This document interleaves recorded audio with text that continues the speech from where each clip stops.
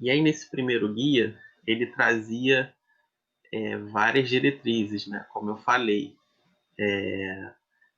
ele era baseado muito em trazer um material que pudesse seguir de base, né? Para a orientação da população brasileira.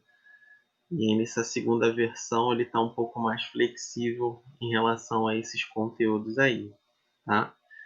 Então ele trazia em si 7 diretrizes baseadas nos alimentos e grupos de alimentos. E aí existia, é, dentro desse primeiro guia, duas diretrizes especiais.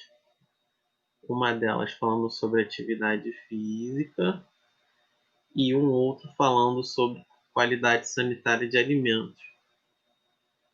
E é o que a gente vai falar ou vai abordar um pouco no próximo slide, falando sobre a questão da segurança de alimentos ou da segurança alimentar, tá? Que é um termo muito utilizado na nutrição. Tá? Então, na diretriz 1, trazia sobre os alimentos saudáveis e refeições. No 2, o grupo dos cereais, tubérculos e raízes. Na diretriz 3, frutas, legumes e verduras. Na 4, feijões e outros alimentos ricos em proteínas. Na quinta, leite derivado de carnes e ovos. 6, gorduras, açúcares e sal.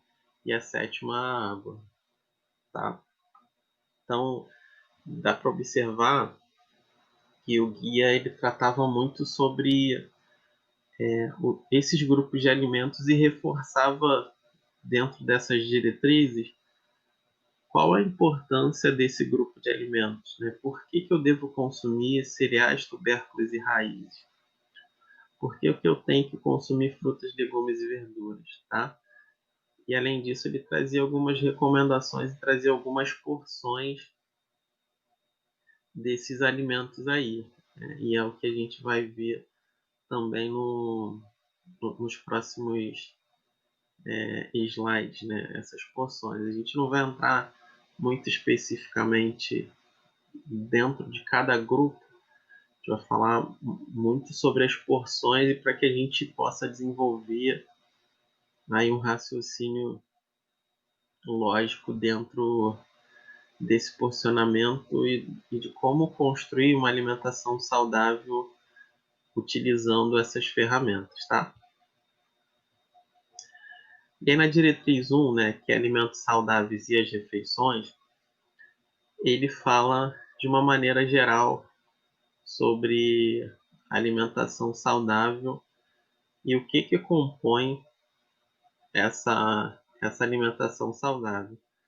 Então, nas aulas anteriores, a gente já tinha visto, né, que a alimentação ela não é somente esse ato automático, né?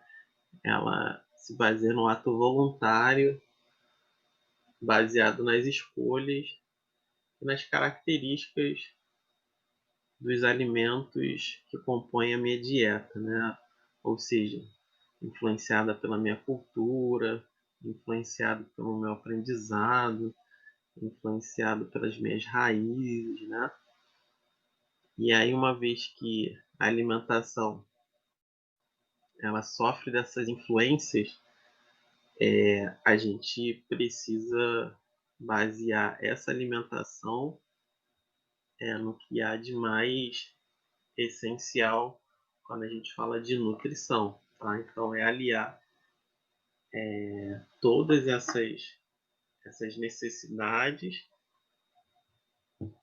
a uma recomendação que seja facilmente praticada pelo indivíduo, né? Porque imagina, né? Até comentei também isso com vocês nas aulas anteriores. Imagina que eu vou falar para um japonês para ele comer arroz e feijão, legumes e uma proteína de acompanhamento, uma carne. isso não é da raiz alimentar deles, né? Eles se alimentam de outras coisas no almoço e no jantar. Eles têm outras características na dieta deles. Imagina se eu, quando estou prescrevendo alguma coisa, se eu transcendo a questão religiosa de uma pessoa específica. Sei lá, se eu estou trazendo uma recomendação,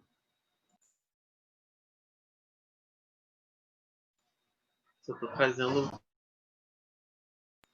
se eu estou trazendo uma recomendação, sei lá, de carne de vaca para uma pessoa que de repente tem raiz indiana ou hindu, né? A gente está contrapondo uma crença dessa pessoa, né?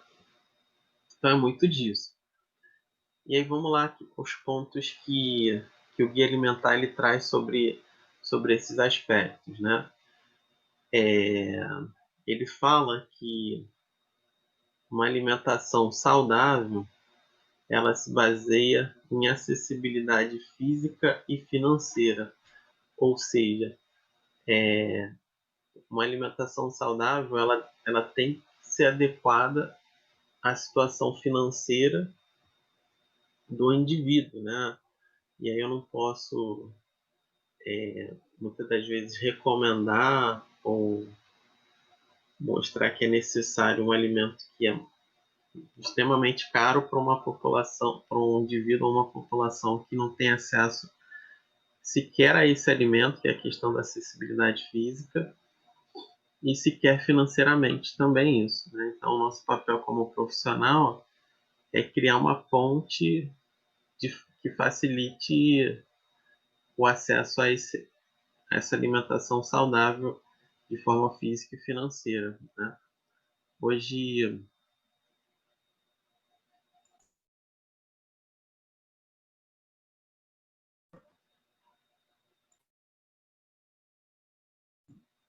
hoje o acesso a alimentos ele está muito mais fácil, né?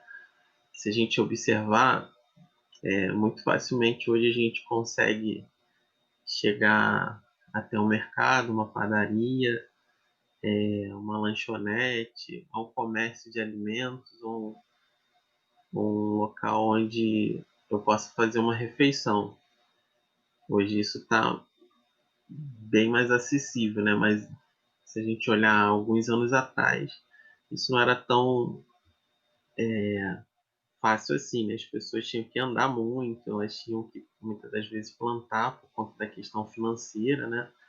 Para ter uma alimentação saudável. Além disso, né, o segundo ponto aqui é a questão do sabor, né? Então, a alimentação saudável, ela se baseia também em ser saborosa, porque alimentar é um prazer, né? A gente precisa ter prazer na hora de comer e de consumir alimentos, né? Não deve ser esse terrorismo, essa coisa aí de achar que tudo que é bom, tudo que é saudável é ruim, né? A gente tem que desmistificar isso, né? E aí, em geral, as pessoas falam assim: ah, nossa, comer saudável é horrível, porque os alimentos não têm gosto. Muitas das vezes é sem graça muitos alimentos, mas é porque, na verdade, você se acostumou a consumir alimentos extremamente industrializados e ultraprocessados. E são alimentos que são saborizados de forma artificial. E aí, uma vez que eu adaptei meu paladar a essas condições, quando eu consumo alimentos frescos, eles não têm graça nenhuma, né? Mas é o hábito que vai fazer com que a gente reincorpore esse significado à nossa alimentação, né? De conseguir, de fato, sentir prazer nessa prática, né? De comer saudável e consumir os alimentos da terra. O terceiro ponto aqui é a questão da variedade, né? A alimentação ela precisa ser variada, né? Uma vez que se eu consigo chegar ao objetivo aqui dessa foto, né, tendo várias frutas, né, várias fontes de nutrientes diferentes, eu estou conseguindo chegar a essa meta aqui da alimentação saudável, né? Porque quanto mais variada é uma dieta, mais nutrientes eu estou conseguindo incorporar através daquela dieta, tá? E aí essa variedade, ela vai estar extremamente ligada a essa questão da cor, porque quanto mais colorida é uma dieta, mais nutrientes eu vou também estar conseguindo incorporar àquela dieta, né? Porque a coloração dos alimentos está diretamente ligada aos nutrientes que compõem aquela alimentação, tá? Então, eu preciso conseguir, dentro de uma alimentação saudável, aliar todos esses fatores aqui, né? Questão financeira, sabor, variedade, cor, tá certo? E a harmonia, né? Quando a gente falou lá das leis da alimentação, apresentadas por Pedro Escudeiro, né? Não sei se vocês recordam, a gente falou de 4 princípios, né, das leis da alimentação. Na verdade, as quatro leis da alimentação, que é quantidade, qualidade, harmonia e adequação, certo? E aí, se vocês bem observam, a gente está voltando a falar dessas 4 leis da alimentação de uma forma diferente. Da questão da adequação, que é o quarto princípio, né, que é quando a gente dá uma acessibilidade física e financeira, que é se adequar às condições financeiras do indivíduo, que é a questão da variedade, né, e cor, que a gente está falando da qualidade dessa dieta, e da harmonia, que é a terceira lei, que na verdade é a junção da quantidade e da qualidade, né? Então a gente está aqui falando novamente das leis da alimentação. E a harmonia é quando eu consigo juntar todos esses princípios e fazer com que essa alimentação ela consiga chegar a essa meta, né? Que é, uma vez que eu consigo trazer todos os alimentos saudáveis em quantidade suficiente e, e tendo uma variedade entre eles, guardando vários nutrientes, né, sem que essa dieta seja monótona, eu consigo chegar à harmonia, tá? E o último princípio aqui, que está até grifado aqui, que eu sempre reforço ele, é a questão da segurança sanitária. Por quê? Imagina, eu consegui adequar toda uma dieta, consegui dar sabor, consegui trazer cor, harmonizei tudo, fiz tudo bonitinho. E aí eu trago um alimento que está contaminado, eu trago um alimento que não foi armazenado de forma adequada, eu trago um alimento que foi manipulado de forma insatisfatória, um alimento que não foi armazenado direitinho. E aí ali eu tenho fonte de contaminação de micro-organismos patogênicos. E aí, se o objetivo dessa alimentação saudável era gerar saúde, eu estou trazendo uma doença, né? Pode ser uma doença aguda, através da contaminação desse alimento, causando, sei lá, uma gastroenterite, pode ser pontual, e aí eu não estou conseguindo chegar a essa alimentação saudável, porque eu estou gerando ali uma doença, eu estou gerando um acometimento por uma infecção. E aí a gente está falando de uma maneira aguda e leve, né? Mas a gente pode aí ter N situações. Por exemplo, hoje, a questão do Covid-19. Se eu não higienizo os alimentos que eu compro nos mercados ou nos locais de acesso a esses alimentos, eu também vou estar com a minha situação de saúde acometida, né? Porque eu posso, em algum momento, em alguma circunstância, estar sendo contaminado por esse vírus, E aí foi por uma questão de segurança sanitária, né? Eu fui lá na feira, no hortifruti, no mercado, comprei super alimentos, coisas extremamente saudáveis, nutritivas e gostosas. E aí esqueci de lavar e de higienizar, né? E aí a gente não está conseguindo chegar a essa meta aí, tá bom?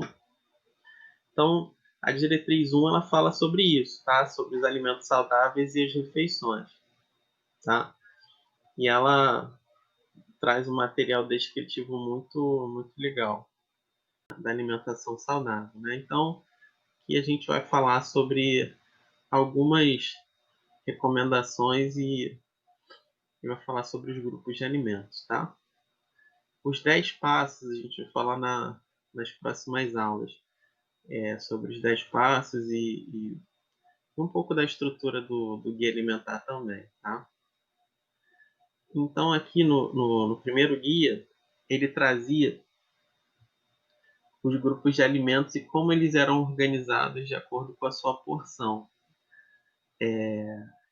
E aí, diferente da pirâmide alimentar, que só trazia lá o primeiro nível, né?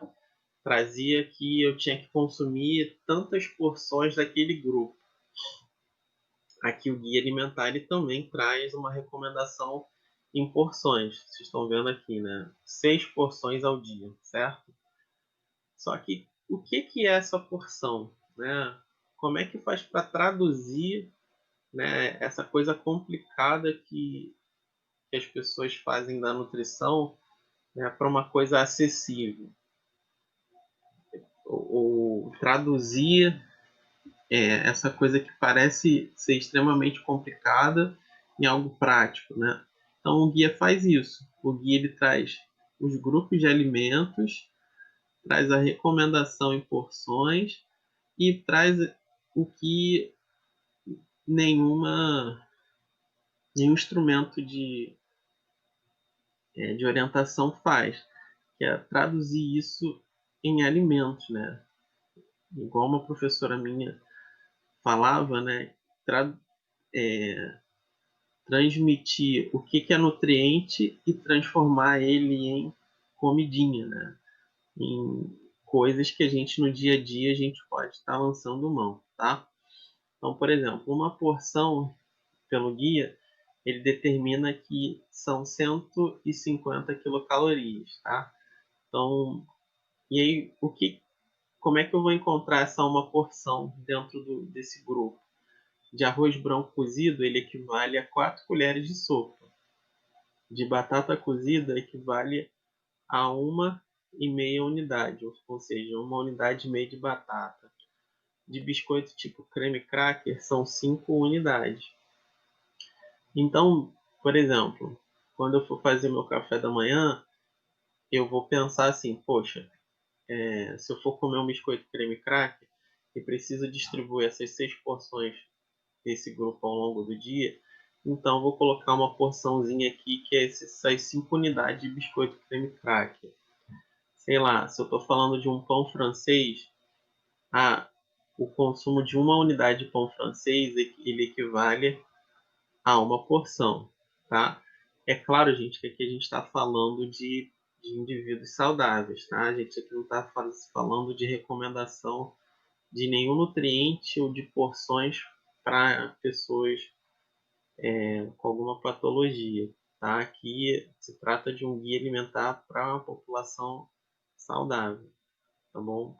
Só para deixar isso bem claro. E aí, esse um pão francês, 1 unidade, sei lá. Se estou falando de um purê de batata, estou falando aí de 3 colheres de sopa, tá? Então, desse primeiro grupo, que é do arroz, dos pães, das massas, batata e mandioca. E aí a gente consegue compor uma refeição saudável respeitando esse porcionamento aqui, tá? E aí, uma vez que eu tenho que consumir 6 porções desse grupo, eu vou tentar distribuir ela ao longo do dia, né? Então, vamos colocar aí que eu consumo arroz no almoço e na janta, já são 2 porções. Eu consumo, sei lá, biscoito creme crack no café da manhã, já 3. Eu consumo um pão francês a parte da tarde, são 4 porções. E aí eu vou incluir aqui, sei lá, um purê de batata no, no almoço, né? Aí mais uma porção dá 5. E aí eu posso incluir, sei lá, mais uma aqui, deixa eu ver. Uma torrada salgada, de repente, lá na minha ceia, né? Antes de dormir, fazer aquele lanchinho, colocar uma torradinha naquele lanchinho da noite. Então já consegui chegar aí às minhas 6 porções. Percebe? Depois vem as verduras e legumes, né? Então o Gui ele recomenda que a gente consuma 3 porções ao dia. Uma porção desse grupo equivale a 15 calorias. Quais são esses alimentos e quais são os equivalentes em porção? Então, a abóbora cozida é 1,5 colher de sopa, né? 1,5 colher de abóbora cozida. Alface, 15 folhas, né? Então é bastante quantidade, né? Beterraba cozida, desculpa, beterraba crua e ralada, 2 colheres de sopa. Brócolis cozido, né? 4,5, né? Colheres de sopa. Cenoura, né? Então traz aí os grupinhos aí e os alimentos que compõem esse grupo.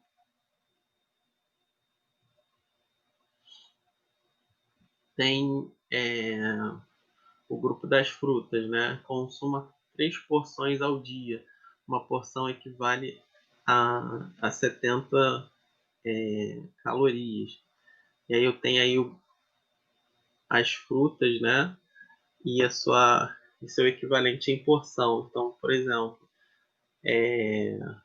maçã, 1 unidade, goiaba, meia unidade, caqui, 1 unidade inteira. Deixa eu ver outro aqui. Abacaxi, uma fatia. Banana prata, 1 unidade. E aí vocês percebam que quando a gente fala de porção, não é o mesmo que unidade, né? Porque imagina, se eu estou falando de 1 unidade, um abacaxi inteiro é uma quantidade muito grande, tá? Então, porção é diferente. Porção é um, se a gente for definir porção, é a quantidade de alimentos preparados para o consumo de uma única pessoa, ou seja, o que é recomendado para uma pessoa consumir, né? Então, se estou falando de um abacaxi, 1 unidade, uma pessoa, de repente, ela não consegue consumir um abacaxi inteiro, por várias questões, né? De você enjoar, de ser uma quantidade muito grande de nutrientes ou de carboidrato muito grande, enfim. Entram aí várias questões aí que fazem com que a gente defina a porção do abacaxi como uma única fatia. E aí, normalmente, quando a gente fala de frutas, ou de legumes e verduras, são alimentos que acompanham, fazem parte de uma refeição. Por exemplo, se eu estou falando de uma pequena refeição, eu estou consumindo essa fruta junto com, sei lá, com pães e massas, né? Então, estou juntando aí essa fruta a uma pequena refeição. Se eu estou falando de uma fruta numa grande refeição, eu posso estar usando ela numa salada ou posso estar utilizando essa fruta como uma sobremesa, por exemplo. Tá? Então são acompanhamentos.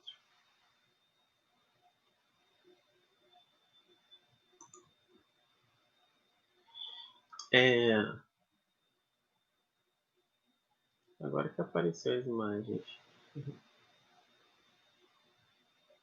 Então o grupo dos feijões. Quando a gente fala de feijão, né? Aqui o guia ele fala consuma no mínimo uma porção ao dia, né? Tem gente que consome um pouco mais, né? Consome 2 vezes, né? Mas minimamente ele fala assim, consuma uma porção pelo menos ao dia, tá?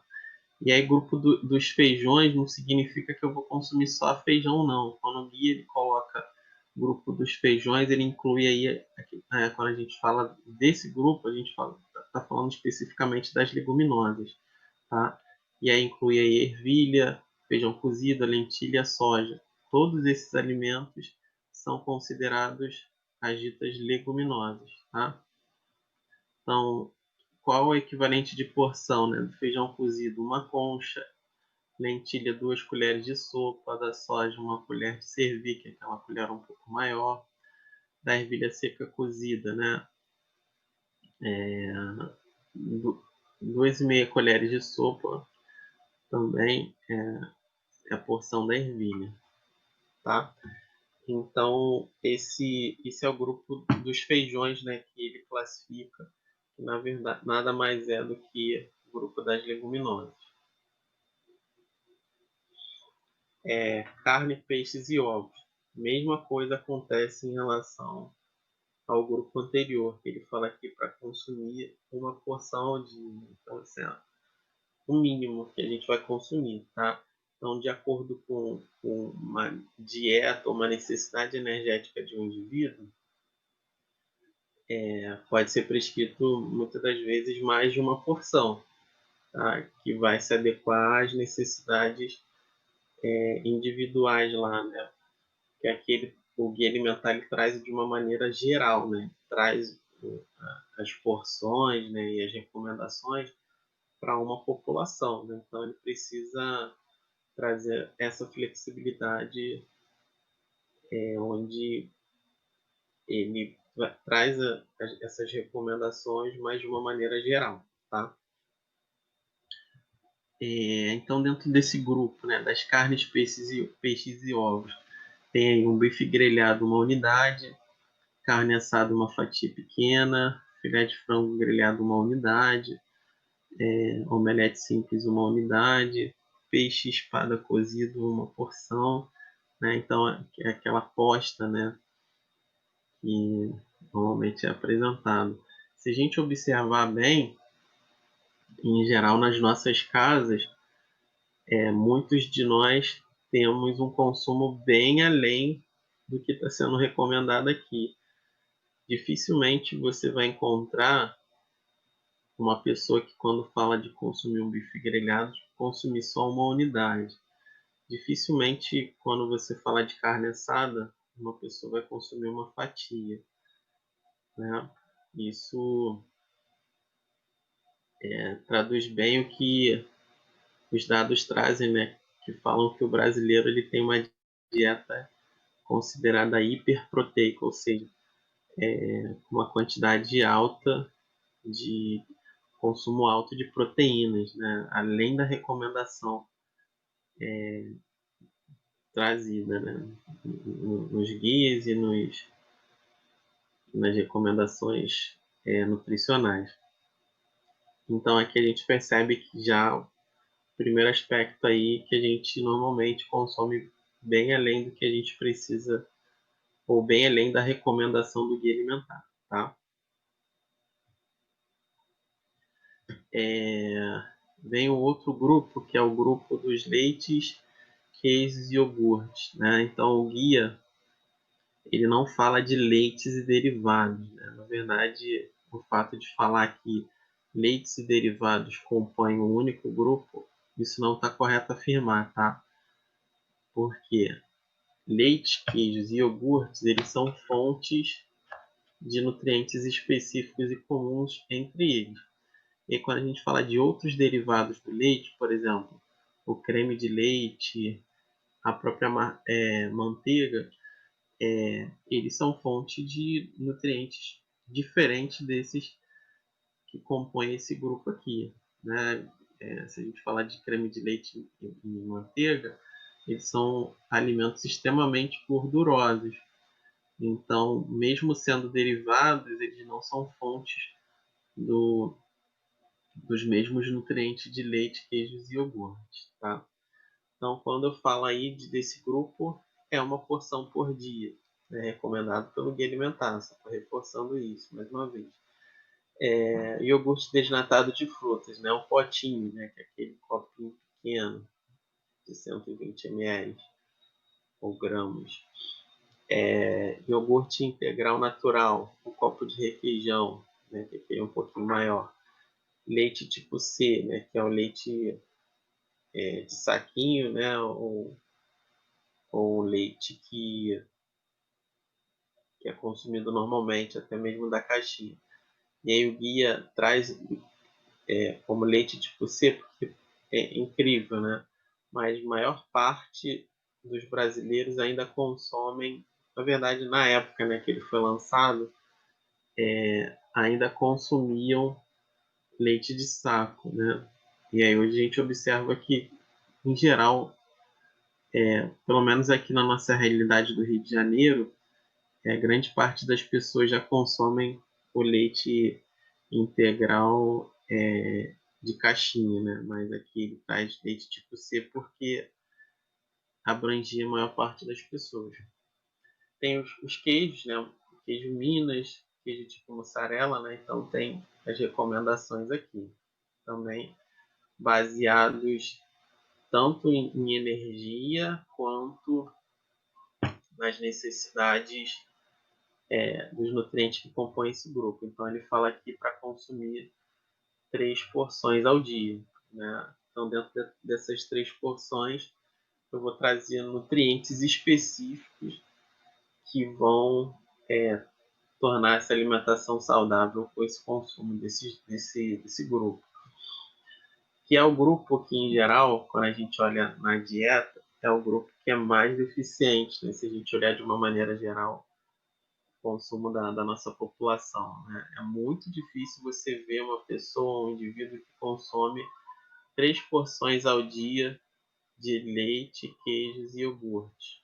Tá? Sempre é o grupo que é bem limitado na nossa alimentação. Né? Normalmente a gente tem dificuldade de incluir esse grupo aí na dieta.